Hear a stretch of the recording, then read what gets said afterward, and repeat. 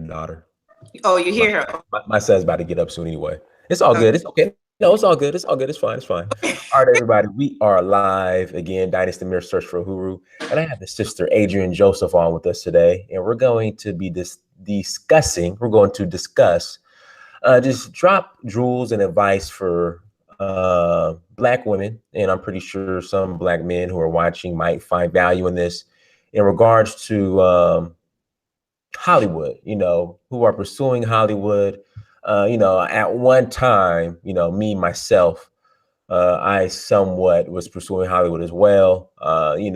Relocated to LA from Atlanta. I'm really from Sacramento, and I wasn't passionate about it, but at the same time, there was a lot of bullshit that was going on too. So I wasn't patient, Mhm. obviously. So maybe if I would have received some advice or gotten some advice from other brothers and sisters, that might have worked out differently.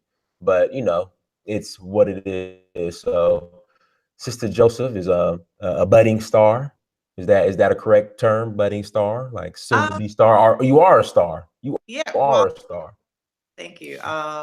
It's interesting when even now, because I've been acting for about 8 years now, and I've done a lot. I've done a lot of major film, TV show, commercial, and I still, it took me, I think about maybe 5 years into it to actually say that I'm an actor, rather than saying, oh, I'm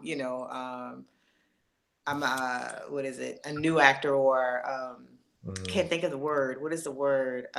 Pursuing right. acting and that kind of thing. But I'm actually an actor. Like I get paid. I pay my bills with the money that I make from it. So, honestly, that's a job. That's my Right. job. And Right. so, So what I used to do, I used to just tell people. So I sold insurance. So I used to just tell people I sell insurance, and then acting and modeling was a hobby of mine. So um, I did it like that because I just didn't want to.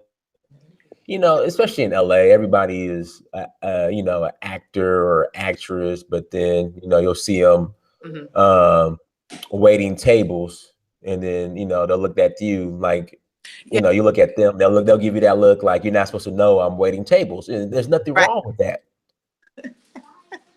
There's nothing wrong with that. I've But heard this story so much with actors in LA, especially, um, yeah, where they'd be a reoccurring actor on a TV show, and then they'd have to go back and continue to wait tables, hmm, you know? And so you'd see like so and so on ABC's TV show series, whatever, waiting tables or hosting or, uh, doing valet for your car. Like, to be quite honest, acting is a job, but like any other artist, the money, if you're not getting any work consistently, say for instance, if I was to book a TV show and I am a reoccurring and I am guaranteed 20 episodes, and per episode I'm getting $30,000 per episode, and I know I have friends who are getting like more than that, 70,000, 40,000. That's 30 episodes or 20 episodes. That's a lot of money. And so I know for a fact I won't have to go back to that part-time job. But if I get like a day player role, I'm getting day player roles here and there, which means you're only on set for one day. And that can be, if it's SAG rate, like $950,000, right? hmm, Per day. If I'm booking those types of jobs and I'm not getting any recurring, then it leaves me having to have a supplemental income, especially if I have children, if I have a bunch of financial responsibilities, which we all do. right. That's what I'm talking about. So there, you get the break where you're acting and you get notoriety and people start to recognize you consistently. I'm sorry about that. You good? Lost you there. You If good? you're not booking anything consistently, then you'll find yourself, sorry, I lost you again. One of those actors who have to go back to work after you get off set. You go back to the other job. And so it happens a lot. What I would recommend to any actor is just stay the course. Yeah, people will recognize you. I've worked in Atlanta. I was working at a wine restaurant, Hmm. and some folks recognize me. They're like, "Oh, were you on Queen Sugar?" And I say, "Yeah." And they're Hmm. like, "You work here?" I say, "Yeah." And they're like, "Oh, okay." And so it's like I no longer feel weird about it. You know, I used to feel a little weirded out, like, oh my God, I'm blah, blah, blah. But at the end of the day, like, and now, you know, I work for myself, to be quite honest. When I was out in Atlanta, because Atlanta was new, you know, I had to do some other things to get on my feet because I actually started my own business. So I was Okay. doing massage therapy, Reiki, like holistic healing, basically. So I would do health coaching and stuff like that. But when I left Louisiana and moved to Georgia, of course, I didn't have my clientele, so I had to do something else to supplement my income. And so, you know, that's why I was there. But as actors, I would recommend another recommendation is start your own business. Whatever other talent or skill you have, start monetizing from it. Like, you know, don't make any excuses. There, of course, no excuses. Just get it done. You know, get you some cards, start doing whatever it is. And like, I know I have actor friends who are photographers. I have some who are massage therapists. I have some who do real estate, do consulting and things like that. And so whatever, like I said, whatever skill you have, I would definitely recommend you start your own. I made this. Oh, you're so sweet. That's my 5-year-old no leeway. Okay, that's fine. Mine is about to wake up here shortly from a nap, so you know. She made some a snack for us. Oh, I can't see your video is off. I can't see. Oh, my video is off. Okay, hold on. I'm sorry. Yeah, so I would like to see the snack. Okay. Let me see if I can get this fixed here. Send to my daddy. Hold on, When were you in what years were you in Atlanta? Okay. You said when was I in Atlanta? Yeah, what years? Yeah. Last year actually. Okay. I recently left Atlanta, maybe about 4 months ago. Really? Okay, yeah, because I've been in Atlanta since 2014. Yeah. I left about 4 months ago, and I got there 2016. Okay. Yeah, so I spent about a. So why? Huh? Go ahead. I'm sorry. No, go ahead. Go ahead. I'm sorry. Oh no, I was gonna say I spent about a year in Atlanta, just long enough to get established with the casting directors there, get an agent, that kind of thing. And then once I've gotten established there, I was able to move on. And that's kind of another recommendation, another tip, actor tip. When it comes to the Southeast region, in the East Coast, you would need an agent for those regions. Say, for instance, if I live in Louisiana, New Orleans, Louisiana, Georgia, Florida, I need an agent for the Southeast. If you live on the East Coast, New York, you need an agent for that area. But when you're in LA and you have an LA agent, they basically can get you a job anywhere in the United States. And so the big move for any actor is LA, you know, for the most part. But I would recommend build your resume first by getting smaller roles, you know, in the Southeast region, in the on the East Coast, that kind of thing. Build your resume, and then, you know, try to get maybe two reoccurrings under your belt, and then move to LA. Make the move there, because LA is such a huge market. And what I found was, being in the Southeast region, I was a big fish in a small pond. Coming to LA, now I'm the small fish in a huge pond. And so I find myself in auditions with women who I've watched work for years, women who I admire, who have reoccurring roles and their own TV shows, and I'm sitting next to them in the waiting room for an audition. I'm thinking, oh my God. And so, you know, I feel pretty confident with my skills, but I definitely, before I made the move here, I wanted to build my resume. So it took me about 7 years to really build that resume before I felt confident enough to make the move here. And so, yeah, it's cool here. I'm not getting as much work, which is a lot of the theme for a lot of actors who are new to LA. You know, when you make that dive into the market, you're not going to work as much, which is cool, because the smart thing is, I have an agent in Atlanta, I have an agent in Louisiana, I have an agent in South Carolina, I have an agent in Texas. So I'm still going to work regardless. And another thing is video. So we do a lot of video submissions, especially Atlanta. They want, auditioning on video. And so that allows you to live, you know, allows me to be here in Cali, but then I can audition for something in Atlanta, I can audition for something in Louisiana, and I can just fly out if I book it, you know. So that's kind of what I've been doing for the last 8 years, is working it, being very strategic, learning to save money, because that's another tip for actors out there. Saving is so very important, because our jobs, again, if you don't book something that is, you don't eat. Right, reoccurring, if you're not working consistently, then yes, you won't eat if you're not saving. And so if you do book something, you get a great project, hang on to that money, learn to budget, learn to save, do not splurge if you can't. Because what happens is you'll find yourself, you've made, say for instance, 10,000 from this TV show that you did. You did 3 episodes, you got 10,000 altogether, but then you don't book anything for another 4 months. And so you still have car notes, you still have rent, food, children, whatever, expenses. And so if you're not saving and budgeting and being smart about your money, then you'll find yourself homeless and broke. And there's plenty of actors with that story as well. Yeah, living in the cars. Absolutely. And 5 people in a 4 people in a studio apartment. Yep. That's the struggle life, man. That's the artist life for sure. No leeway. No. I'm sorry. No problem. So now Atlanta is popping now. When I left Atlanta in 2008 to go to LA, nothing was really here. I mean, you got Rainforest, Tyler Perry, and that's about it. Now everything is out here. In fact, all the Marvel films are being shot out here.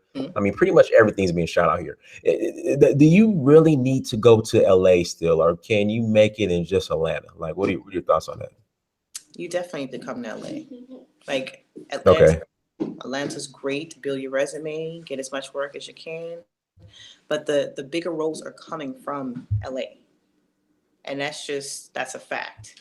I actually did Venom, the Marvel film, and we're gonna check out the trailer when you get done. Okay. Yeah, they filmed it out in Atlanta and also in San Francisco out here. But the big roles, the main or the larger roles came from LA. Right. So okay. All the roles came from Atlanta, that kind of thing. And so, I am the producer. So to the main character, Tom Hardy, I'm his producer. And so it's a smaller role. It's not a huge role. And yeah, it came from Atlanta. Now, had I had an LA agent, maybe I could have, auditioned or been able to audition for a bigger role. But for the most part, I even auditioned for Black Panther too, out in Atlanta. Wasn't any of the bigger roles though, but still, I auditioned for Black Panther. And so had I been able to, or had an LA agent, then I'm sure I would have gotten an audition for a larger role. So. All right, so we'll go ahead and play the trailer, and then we'll continue the conversation. But everybody, I'm gonna play the whole trailer of Venom, and Miss Joseph is in the trailer. She's in the movie. So and it was funny. I was watching the trailer. I was binge watching trailers one day. I don't know, just once every blue moon, I binge watch trailers. I just waste of time. I just do it. And so I'm like, okay, Venom's coming out, really. And then so I'm just watching, and I'm like, I know her. So let's go ahead and check out the trailer real quick. Let me share the screen. Hold on, let's see here.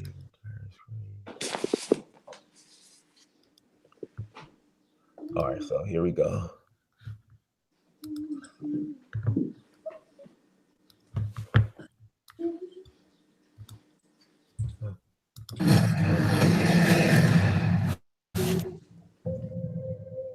Thank you for bringing us collectively. Mama, eat. It is a moment that so many have dreamed of claiming. History starts today.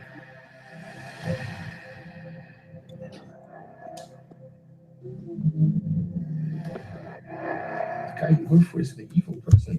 I don't want this. Are you going to behave yourself tomorrow? I told you I'm going to do my job. I'm a reporter. I follow people that do not want to be followed. What about? Oh! There she goes. There I am. There she goes. Everybody, Miss Joseph. Everybody, let's give a round of applause for Miss Joseph in her starring role. Now, what other films have you played in?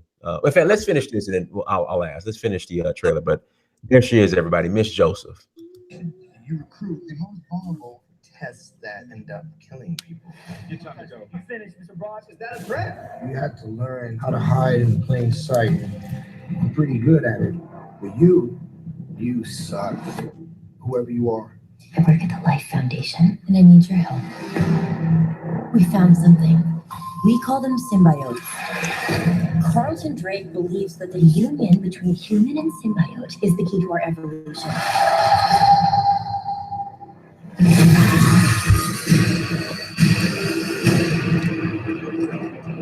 I'm feeling really sick. I'm hearing noise. You're not real. You were just in my head. I'm gonna need Mr. Drake's property back. I don't know.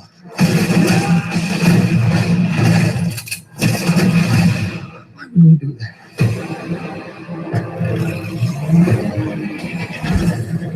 If you're gonna stay, you will only help people. The way I see it, do whatever we want. Do we have a deal?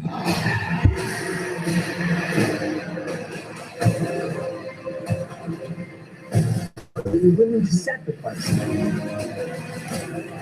The one thing you almost did. You should be extremely afraid.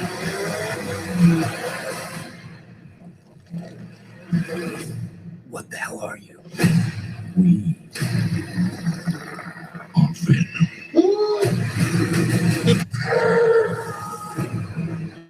All right, there it is, everybody. There it is. Congratulations on that. Thank you. Congratulations. Now, I always thought Venom was Spider-Man when he got upset. Or I guess I'm wrong. It's the other way around. So Spider-Man is Venom. So Venom is okay, right. I thought Spider-Man became Venom. Wait, you said you thought he did? Yeah, I thought it was Spider-Man, and when Spider-Man got upset, he turned into Venom. Yes. That's how that works. This alter ego. Right. So I don't want to. It was comic books. Everybody who follows comic books would know. So so they got to do a Spider-Man Venom movie then, or have they already? No, I think that's been a topic of discussion, and they're saying that they're not going to do that because Venom and Spider-Man belong to two different companies. I think Sony owns one, and then Marvel has another, or something like that. And so they can't. I didn't read the latest article on it, but they're not connected, so they can't do a movie for whatever reason unless one buys the rights for the other or something like that. See, I didn't know that. I did not know that. So what other projects have you? Oh, that's a good question, Red. I'll go ahead and ask that next. What other projects have you played in? So before Venom was what is it called? It's a TV show called Your Worst Nightmare. That comes on the ID channel. Mm-hmm. Before that, I did Queen Sugar. Mm-hmm. That was season 2, episode 204 or episode 4. Before that, I did a movie called Armed Response with oh Lord, what's his name? This is like the worst because I can't remember when I put on the spot. Wesley Snipes. Okay. This was Wesley Snipes' first film in a while. And it's called Armed Response. You can catch it on demand. Mm-hmm. I had a lot of fun doing that with Wesley. It's like a sci-fi. Wesley pretty much saved Marvel with Blade. Mm-hmm. He did. I don't think that he got enough credit for it personally. He didn't. Yeah. Those Blade franchises or the movies should have been just as big as Black Panther, because I thought he was like, that's when I fell in love with him as an actor, as a martial artist. Like, I'm like, man, this dude is dope. And yeah, I even thought about that. I was on a set. I'm sitting next to Blade in the makeup chair. I'm sitting next to Blade. But yeah, I thought that he didn't get his just due for those movies. And yeah. They should definitely do a Blade reboot. That would be awesome. So before that, I did a bunch of different commercials, a Remax commercial, a lot of local commercials in New Orleans, Mississippi. I did When the Bow Breaks with Morris Chestnut. Is that the movie about the flood, the hurricane? No, When the Bow Breaks was the movie with him and Regina Hall. They were married, and they decided she couldn't have a baby. They decided to get a surrogate mother. And it was this young lady, very, very beautiful young lady, but she had a mental issue. And so her and her boyfriend would find unsuspecting families. She'd become a surrogate, but then she'd run off with the money rather than having the baby. And so she wound up falling in love with Morris Chestnut, and she became psychotic. And so I was the nurse at the hospital that she had supposedly checked into, but she didn't. She lied and told him that. And Morris comes in, him and Michael K. Michael K. Williams from The Wire. Do you remember him? Yeah. Yeah, he's in the movie too. And so they both come in and that kind of thing. So I had the scene with them. And then before that, I did Treme. That was a TV series on HBO. I did a Cinemax TV series called Quarry, but it didn't make it past the first season. They didn't greenlight it for another season. But that was probably one of my favorite roles as Shani. I had a lot of fun with that role. What else have I done? Gosh. Well, what we'll do, we'll throw your was it IBMD, IMBD, Internet IMBD page. Yeah, we'll throw that. We'll put that in the. In fact, I'll do that in the. Okay, awesome. In the chat room, and people can. Because it's so funny. I've done interviews before, and I've heard this question a million times, and every time I get the question, I'm like, I have to think about it. Yeah. So what we'll do, my life, because we go will there and everything's there. We will put that in the chat room. They could check you out. Awesome. So it's in the chat room. So what? Somebody brought up Nollywood. What are your thoughts on Nollywood? Like, would you pursue opportunities in Africa? Absolutely. Before, it's crazy, 4 years ago. So my youngest daughter's father, which is a little baby that you hear in the background, her father, Dr. Samori Kamara, he repatriated to Ghana, West Africa. Okay. And so I went out there for a month or so with her to visit, and I connected with some sisters there who are actors. And come to find out, the acting industry in Ghana and Nigeria and South Africa, it's pretty popping. It's pretty good there.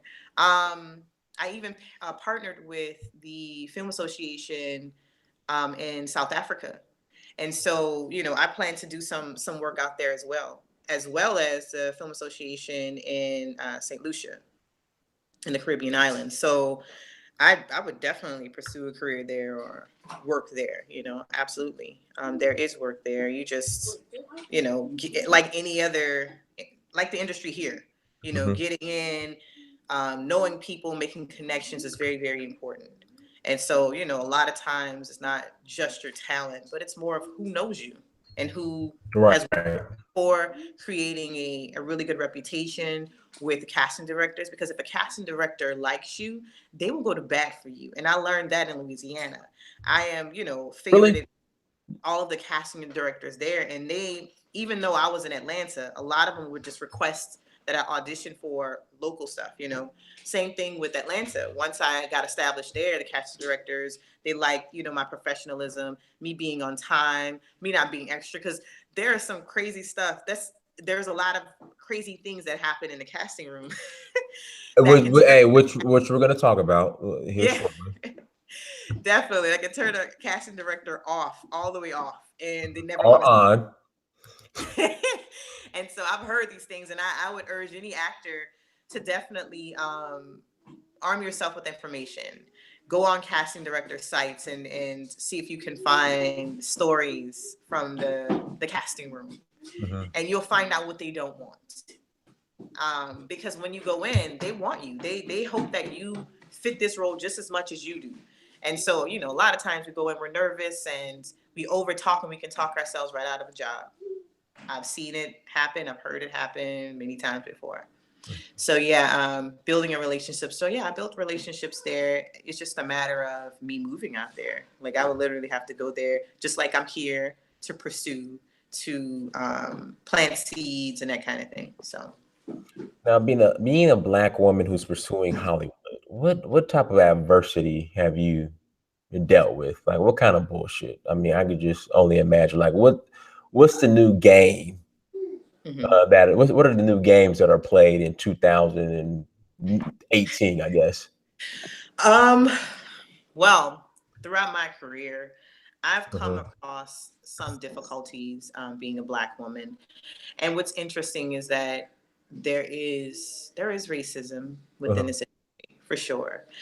There's colorism amongst Black actors as well. Mm. Um, I've seen a lot of breakdowns that I would get where it would specify a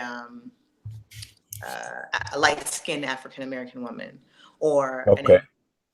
you know and this is more so for commercials, and what I understand about that is they want to appeal to a broader audience, and so Right. having a dark skinned actor isn't necessarily what they would consider appealing, Right. and they go for the lighter skin and that kind of thing. Another thing that I noticed, I would be in the audition room and I would probably be the only Black girl in there, Mm. light skin, curly hair, everybody else is white. Right. Like the role that I did for When the Bow Breaks, I was the only Black woman that actually auditioned for that role. And that happens, it happens a lot. They don't really write the roles for us, not the big ones. Of course I've not. auditioned for a lot of roles where I'm thinking to myself as I'm reading, I'm thinking, a Black woman would never say that. Like I would never say this. And reading it, I'm thinking, okay, this is not written for an African American woman of any class or background. But I still would audition for it anyway because you never know. Never know. But I think one of the biggest things is the sexual harassment. As a Black woman working with white directors, and I won't say any names, but there was one particular movie that I did. I was Mm-hmm. a co-star in this movie. In this movie, you can see it on Netflix right now. Um, I was a co-star, and Right. they managed to edit me out completely. And I firmly believe it was because the director was like throwing a lot of sexual innuendos toward me. Mm. This man literally told me he'd fly me and my children out to London. Ugh. Yeah, it's like he just the whole time I'm on set, and I think I filmed for about maybe 3 days, 4 days, and he was being very sweet, very accommodating, but still, because he liked me so much, he gave me a bigger trailer, quote unquote. Mm. he Wow. he ate lunch with me during lunch. This is unheard of that the directors would eat lunch with no, I won't say it's unheard of. It happens, but you have to have like a rapport with the director Mhm. already. I had never worked with that director before. That was my first time. And he had left the table with the other, like the assistant director and producers. He left the table and came and ate lunch with me just so he could tell me all these things that he thought about me. He thought I was beautiful and this, that, and the third. And so toward the end of my time on set, once I was done, I wrapped up filming, he invited me to his hotel room. And I was like, yeah, okay, but I didn't I didn't call him, I didn't go. And then I hadn't heard anything about the film for Right. almost, it was probably about 8 or 9 months. I hadn't seen anything, heard anything. I'm like, when they wrap films, they have wrap parties and stuff like that. I hadn't heard about that. They have premieres. I hadn't heard about that. Nothing. Wow. Here, I go on So, Netflix and I saw the movie and I'm like, okay, okay. And I watched the movie and I watched the movie and I was not in the movie. but you were shot in the movie, but you were taken out the movie. Is that's I had a significant role. Like I had a big chunk in that movie. And I do not understand. Like they literally had to cut out a lot of other scenes. And it could have been a matter of, because I've been cut out movies before. So it could have been a matter of the time, they didn't have enough time. But they actually highlighted it was a dark-skinned female. They highlighted her and my role, what I was supposed to, the person that I was, like they just like I said, they took all the scenes out, but they took out a lot of important pieces, in my opinion, for the movie. But it is what it is. But I was taken out of that film. Now, there was one film I did called Get Hard with Kevin Hart and Will Ferrell. I was cut out of that, but I understood why I was cut out of that. I had a very, my role wasn't that big. I was a jury foreman, and that scene was very short. And so they could have, taken me out for the sake of time. Understood. But this particular movie, I was a co-star, and they took me out, and I thought that was very interesting. But I definitely experienced that, and I've experienced it on other sets, but not as bad as I did on that particular project. So that's definitely something to be leery about as far as women in general dealing in this industry, is that men in power have this dirty habit of taking advantage of their powers. And stand firm. I would tell any woman, do not be that woman in this industry, because word gets out, and it's all about reputation. Right. You want to maintain a healthy, clean reputation, very professional reputation, if you want to be taken seriously as an actor. And so that's, part of what I do for myself. That's my thing, is I'm not sleeping my way to the top. I'm working my way to the top. And if it's a project that I can't earn on my own, I don't need it. Now, have you seen a lot of sisters who have, I guess, pursued the industry that attempted to sleep their way to the top and it just didn't work out for them? Yeah, I have some crazy stories. I'd rather not share. Okay, we'll do this. Don't mention names. You don't have to mention names, but can we get some stories? I mean, people need to hear this, but don't mention names. No names. That's fair. It didn't work out because she's now known, like everybody knows her. And when you say her name to any actor, especially locally, like in Atlanta, Louisiana, if you say her name, they're like, "Oh, that crazy bitch." That's the okay. That's okay. That's what they say. And so she actually got a pretty significant role on a TV show that I was on. I won't say any name. Okay. She got like a reoccurring, I think it was like 3 episodes she got, but she slept with one of the forerunners of the show. And so he got her in. And, it worked in her favor there, but she's not welcome on the show again because of her behavior during the time that she was on the show. She was flirting with the other castmates. She was sleeping with some of the other castmates, and word got around. So, and that can cause you to lose your job. Like, you can literally get thrown out or kicked off a project for that kind of stuff.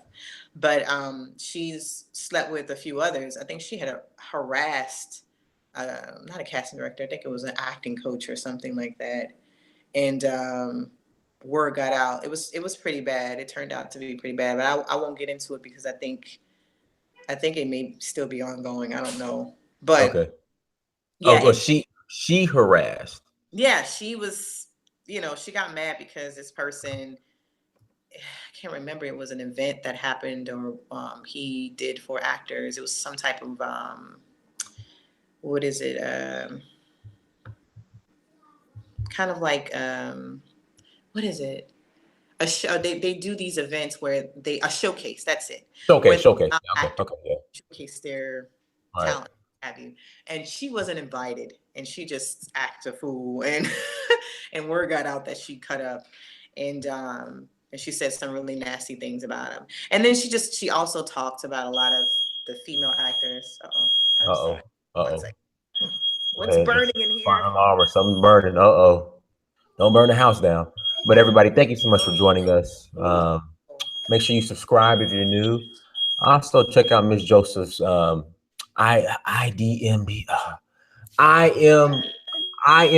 page. Make sure you guys check that out too. Also, I'll be putting her social media links in the chat room and also in the description box, so you guys can go subscribe and all that good stuff. So yeah. Now let me ask, just the Me Too movement has gained steam in Hollywood. Has anything changed as far as creepy casting directors or whatnot? Sorry, I had to come outside because it's still going. Oh, no problem. Yeah, as far as like casting directors, no, I've never had any creepy issues with casting directors. In fact, I've had really good experiences with all of my casting directors, to be quite honest. It's only been with a director, Okay. and like an assistant to one of the stars on the on set. I actually had a guy. He was just like really creepy, really creepy. Yeah, I And mean, you're a he was beautiful an woman, so I'm assistant. pretty sure creepy guys are lurk in inboxes. Oh yeah. I mean, I don't get it as often as you would think, though. And I think because of my social media presence, Right. okay, it stopped. And I can go back in. Uh-huh. My social media presence, I don't present myself as, because even with my career, I don't want to be seen as a sex kitten, Right. the oversexed black woman or the angry black woman. Like, I defy stereotypes on purpose. Mhm. And so a lot of the stuff that you see me do, it's, detective. It's, okay, hold 1 second. My finger hurt. That didn't burn. Okay. Okay.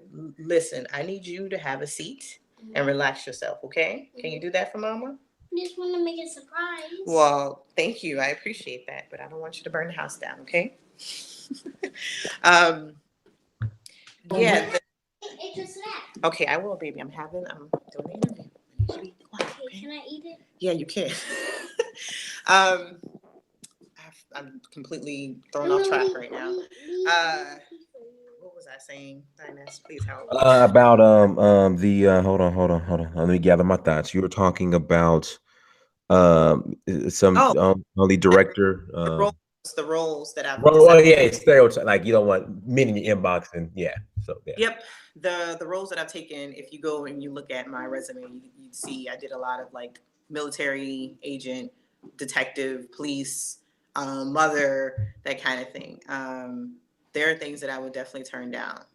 I'm just not a big fan of the neck snapping and the baby mama stuff and strippers and stuff like that. I definitely try to stay away from those types of roles unless it's something that really connects with me, and so, like I said, my presence on social media, my body of work, none of it really screams harass me, I guess. And so I have not really had a whole lot of issues with men in my inbox being inappropriate. I haven't had, aside from those few incidents with the director and with the assistant guy, I haven't had a whole lot of issues with men as far as the Me Too thing. So, I mean, that would be the only thing that I would have or experience that I would have, I would say. Now, how do you feel about the future of Hollywood? Because I mean, it just seems like it's going to implode, or is it just a machine that's going to keep running? Like, what are your thoughts on Hollywood? I mean, with this whole Me Too thing, Just Me Too, just in general. It's like I feel like they're running out of content because all they're doing is all the Marvel movies. It's like saving Hollywood. I think I don't know. It is. But like they're just redoing movies, and definitely saved Hollywood, definitely. Yeah. And I think it surprised a lot of them those naysayers who were saying that if they had any movies with an all black cast or black stars, that it wouldn't go far. BS. Y'all can see how far it went. $400 million far. That's how far.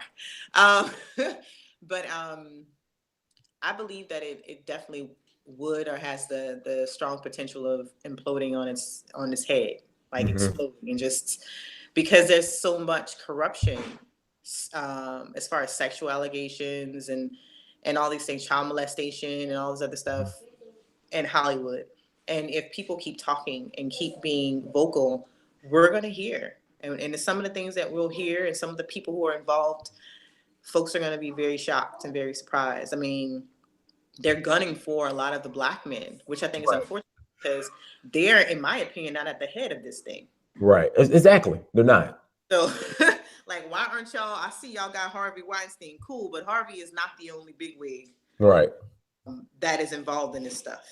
And so I think that a lot of these bigwigs, quote unquote, are being protected, and that they're going after the little men. They're picking off the guys on the outskirts that was getting the scraps, in my opinion, and they're not really tackling the ones who are probably continuing to have these things going on. And so Hollywood will definitely come to or just create its own destruction. It's going to destroy itself if it continues the way it is, and if people continue to come out and talk about their experiences. How do you feel about the allegations against Morgan Freeman? I think it's some bullshit from what they're trying to leverage. But I mean, the video footage I saw with the reporter Janet, and I won't say that because they didn't. The thing is, and what happens a lot is what I've seen, even with Kanye West, when he made the statement that he made, they only show you that small part. They don't give you the full context of the conversation. And so you'll never really understand or never really know what was really said. Right. And so with the interview with Morgan Freeman, they only showed us that little clip, and then it was done with this young lady who's a reporter. Mm-hmm. And he was basically telling her about the length of her dress, and he said, "How do you do it?" And he was talking about her beauty first, and then he commented about her dress. In my opinion, it sounded like a man who's a father figure talking to his granddaughter, his daughter, and telling her, it looks nice, but you're sitting right across from me, and blah blah blah. And now, do I think that he could have saved that or not? Said that off camera. I think so, yes. Mm-hmm. But what he said, I don't think, like, what the actual words weren't sexual harassment. Right. If he said, well, you're so sexy, you're making me aroused or something, like, he didn't. It was nothing blatant. It was nothing, in my opinion, disrespectful. Could he have waited until they were off camera? Yes. Did he do something or that was offensive? No. So I think that these allegations that we're hearing is a lot of hearsay, and there is not enough proof, in my opinion, to incriminate this man. Bill Cosby, on the other hand, I believe that he may have.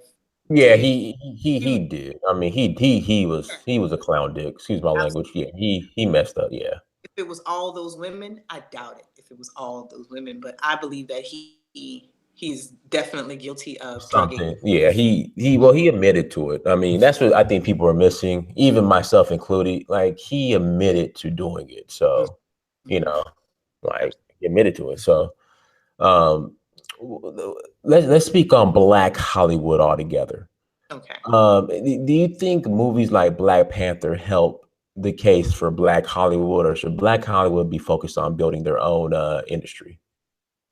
I think it definitely brought awareness. As far as building Black Hollywood, it didn't, because that movie went to Marvel.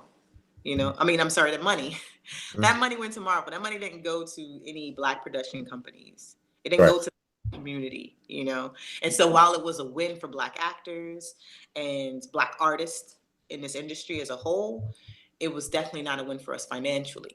What I do think that we should do is take our power back by creating our own production companies and our own movies, because now we see the buying power of Black people. Like, we came through in terms of us supporting that film.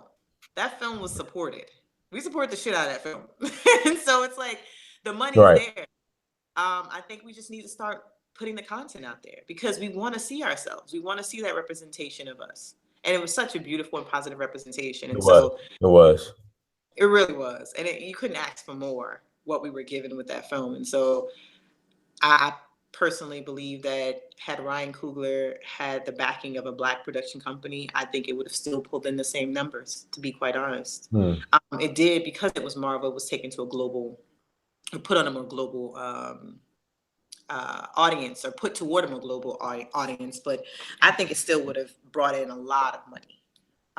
And so, yeah, us making our own is definitely something I would encourage, that we get into. Even for myself, I'm starting to write, because I want to get into making films as well, and creating my own narratives rather than waiting around for someone else to write for me, One thing I regret, well, not regret, but I wish I would have done back when I was in LA, back in like 2008 to like 2010, instead of, doing a typical go to casting calls, acting coach, headshots, beg agents, and, all that stuff. I wish I would have just went on, like what a lot of people are doing today, and just went direct to consumer as far as just, are you familiar with what's his name, the comedian from Houston, comedian of tattoos. Come on, help me out. Come on, help me out. I'm trying to think. He does like the little skits. He got big on Instagram and Vine. He's like a millionaire now. Oh, But man. you see a lot of that. King Karan. What is his name? King Karan. Are you familiar with him? No, it's a shame that I don't know him. But his name is King Karan. Karan. He's King Keraun. Okay. King Karan. King Karan. Okay. Yeah. Somebody put in the chat room. But basically, like, he used his iPhone, videoed his sketches, put them on Instagram and Vine, and is now more successful than if he would have went the traditional, you got to deal with all these damn personalities. Like in my case, I couldn't deal with the entertainment industry no more, because you're dealing with sassy men and racist white people. I just couldn't deal with it anymore. But now you have a phone, you video, you upload it directly to social media, and you get big that way. Would you I guess, recommend Black people go that route, or go the traditional pursue Hollywood route? Like, what are your thoughts? Honestly, that route works just as well. A lot, like, to your point, I know a lot of local artists from New Orleans who are millionaires. Well, almost millionaire. Her name's Supa. I don't know if you know her, but she started her own makeup line. And before that, she started out doing sketches, comedy sketches. And she has now, over 800,000, 900,000 followers on Instagram. That's pretty big, because production companies now look at your following on Instagram to determine whether they want you or want to book you or give you a job, rather, because they want to know what people want and who they want to see. And so I think that's a great platform to use to put yourself out there, to be recognized by casting directors. So when you're in an audition room, these casting directors, they know you. They know that you have a backing or a following. The production companies know that. And so it makes you, it gives you a leg up when it comes to the choices that they're going to make as far as who they want to hire. I do recommend it. I do. If you have the content, if you have the equipment, the ability, the time, do it. It couldn't hurt, especially if you create a brand, because there's a way to work the social media thing. There's social media marketing, and so creating a brand around yourself, and you are consistent with the brands, man, you can start making money. You can, I think a lot of them are getting sponsors now. And so, when they have a certain amount of followers, people with different products, clothing line, whatever, they offer to pay them to have them model in their stuff and advertise their things on their page. And so that's money there. So they are really making a lot of money and capitalizing on that opportunity, that ability to use this platform. And it's free. The platform is free. That's the amazing thing about it. And so we already take pictures. We're already on Instagram, Facebook, Twitter, all these other, social media networks. Why not monetize? Right. And so I would recommend it, definitely. And it's something that I want to do. I'm in the talking phases and planning phases of it with a friend, but we definitely want to start doing skits too. I like comedy a lot, and believe it or not, I haven't done a whole lot of comedy in my career in the last 8 years, but I'm big on comedy. I love comedy, and I'm pretty good at it. So I'm thinking of doing a few comedy sketches with a few other actors that I know, local actors. So like I said, we're still planning and still working that out, but that's definitely a way to go. Look, Mom, I made a kitty house. Made a kitty house. So people are asking in the chat room, like, what's your end game? Like, what's your Hollywood success story? If you could share it or write it, like, what would it be? The end game for me is definitely, I want to get or build a platform where I can actually start to create social change.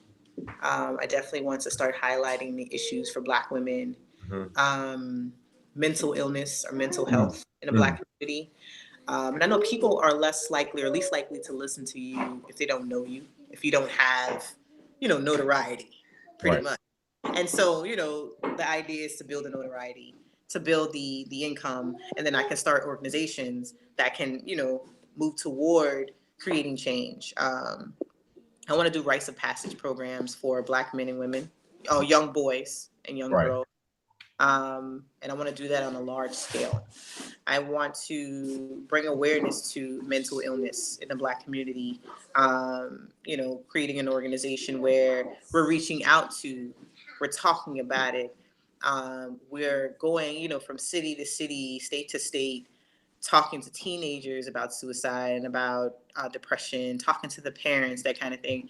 But the end game for me, aside from that, I don't, to be quite honest, I know this sounds weird and I don't really say this often to anyone, but I don't plan on being an actor for the rest of my life. Okay. Okay. I have this plan where I want to make a certain amount of money. Once I reach that particular amount, I'll start those organizations as planned. I'll, publish a few books and then I disappear. Okay. I leave the country. Nothing wrong with that. Nothing wrong with that. I want to move to the continent. I Mhm. want to leave America indefinitely. This is not, I'm not iffy with it. I'm not thinking about it. That is decided. And so, once I get where I'm trying to go, as far as the money, getting the money, then I'm gone. And so that's the end game for me, is to get in and get out alive. There you go. Well, we're all praying for you. We hope it works out. We hope you're not corrupted. So these Black entertainers that they put in front of us and push these BS agendas. Have you been approached to do that? No, I'm not that deep in the game yet. Okay. If you go to my Instagram, I have about 3,000 followers. So when I get to maybe 10,000, 20,000, 30,000 followers, and maybe I'd be approached, maybe, but I haven't been approached yet. And so, hold on one second. No, sweetheart, go have a seat. No, have a seat. Yeah, I haven't been approached, but I have friends who are recurring forerunners on TV shows, popular shows too, and they've told me about some stories about them being approached with some madness. Let's hear a story. You don't no names, no TV show. Let's just hear a story. I got to hear a story. I had this is a guy. Of course, it happens a lot with the guys because there's a lot of homosexuality within the industry. Oh God. So the Gay Boule Approach. Yeah, and they stay under the cover with it, so you won't know until you know. But he said that this guy offered, big time producer in the industry, offered or propositioned him basically, and so he told him, I give you, you can have this role, you can have this, you can have that, but he wanted to sleep with him. Of course, he said no, absolutely not. And then he also talked about the parties. So there are these parties that they throw in Hollywood where you go in, you can have any man or woman you want, any drug you want, and that happens often. And there, that's where the deals are made. That's where you're made. They can make you or break you. Okay, baby. That's where they can make you. Okay, baby. Okay, we're gonna take care of it. The only way. They're in those parties. Your career, they can make you or break you. In those parties, they actually solicit in those parties or at those parties, and so people actually have sex at those parties, and they do drugs, and they get into these different deals at these parties. So yeah, with his story, he was propositioned, and it was very uncomfortable. I had another friend told me about a story with him. He was with his casting director, and they went to meet the actual. I won't say any names. The actual director. This director is knowingly and flamboyantly homosexual. He said it was the weirdest thing. The guy was laying on the sofa with, when they came in to meet him, he's laying on the sofa with a robe on. The fuck? It was like, that was like the strangest thing I had ever experienced in my life. He's like, we're having a business meeting and this man is in a robe. And so, he's there with the casting director, and the guy's in a robe and he's talking, and they weren't even talking about him doing the film. You know, they're talking about some other stuff that he's like, you know, we could have talked about this on the phone. You know, and so the guy was like giving him these very sexual, overtly sexual vibes and things like that. And he was like, you know, had I been down like that, I probably would be in a movie, whatever movie this guy directed or whatever TV show he's directing. I would be in it, I'm sure, had I been down with that. But he said, you know, I wasn't. And so he got out, of course, and the guy didn't throw himself at him, I guess. But he said, you know, that was very, very uncomfortable. It was a very uncomfortable situation. I would imagine that it's uncomfortable. Yeah, but you know, just what we'll do, we'll go ahead and close out. What overall advice would you give women, Black women in general, in regards to not, I would say, compromising themselves in the pursuit for Hollywood? Not compromising yourself. Yeah, I mean, can you really go through Hollywood and become a star unscathed? I know Eddie Griffin says you don't get in and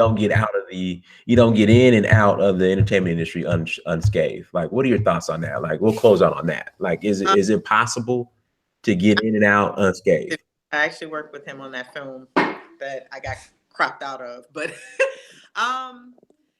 I would have to agree. Although, again, I haven't gotten to that level in my career yet where I have been put in a situation where, you know, I have this on the table and it's either I sleep with this person or give up this part of myself for this, or I don't get it or whatever. I haven't been there yet, but I have heard the stories from close friends who have been in those situations, and he's absolutely correct.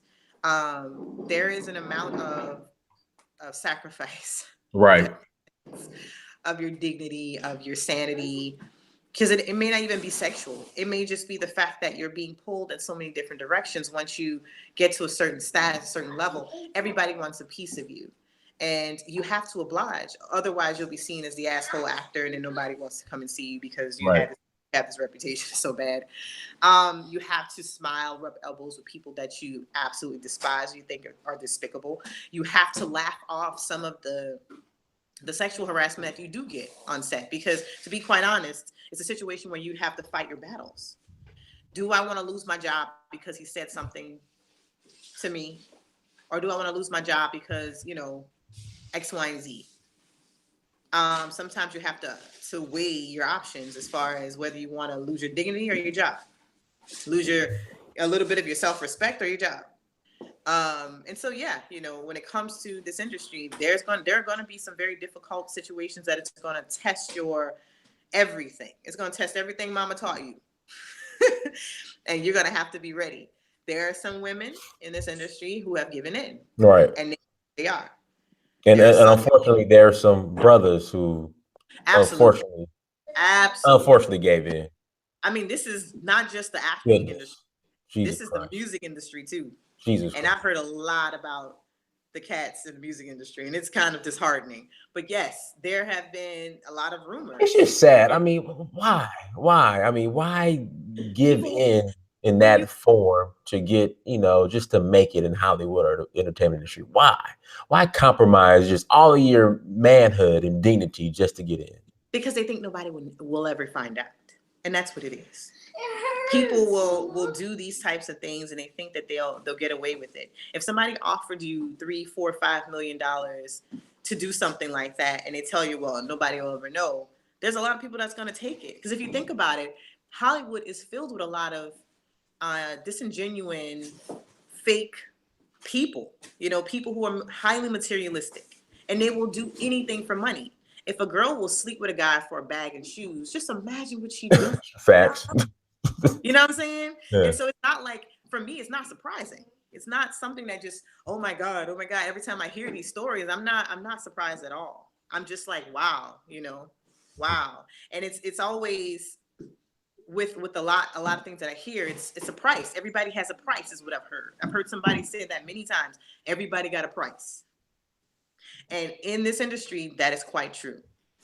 It's really about what you're willing to lose for certain things, for a certain amount, you know? And so, Yeah. I mean, if you want to be famous and you have this dream of being this big star and everybody has your name in their mouth, I can guarantee you 9 times out of 10, the what we were talking about before with the sex trafficking and things like that. I won't get into it, but you probably have to be involved in that. I know well, you know what's crazy? They just busted that girl who was in that sex trafficking ring, and they're not even talking about it. Mm-hmm. Mm-hmm. Yep. She's being protected right now. They busted her, but there's somebody that's protecting her. And you have to connect the dots too, because when that stuff happened with Harvey Weinstein, I won't say any names, but look up who bought his production company. The person that bought his production company, you'd be surprised who this person is. Okay, I'm gonna look it up. I'm gonna look it up. Mm-hmm. Yeah. The person that bought his production company basically is trying to salvage his assets. Why would you do that to this renowned pedophile? Why? Money. Unless you're connected to this person, right? Unless this person, you have invested interest in whatever this person is doing. And so we definitely, it's not like it's hidden. It's in plain sight. It's just we have to know what to look for, and we got to connect the dots. Well, I appreciate you coming on. I really, really enjoyed it. Thank you for keeping it real and being transparent. We really appreciate it. Give everybody your contact information and how they can reach you on social media and all that good stuff. Okay. On Facebook, I am Ariadne Joseph. I have a fan page and also have my personal page. If you can't request me, if I have too many on the personal, just send me a request on the fan or follow me on the fan page. On Instagram, I'm also Ariadne Joseph. Twitter, I am Aria, Arial Joseph. And you can, follow me there as well. All right, everybody, and thank you for joining us. We definitely got to have you back on too. Thank you for coming on, everybody. Everybody enjoyed it. Make sure you go to search for Uhuru on Instagram, Snapchat, Twitter, and Facebook. Also, Africa Personified on those same platforms. Go to search for Uhuru.com, DynastAmir.com, AfricaPersonified.Africa, and then go to Amazon.com. Search your name, Dynast Amir. Please buy a book. Until next time, everybody. Miss Joseph, thank you for joining us. Thank you. I appreciate it. All right, peace. Peace.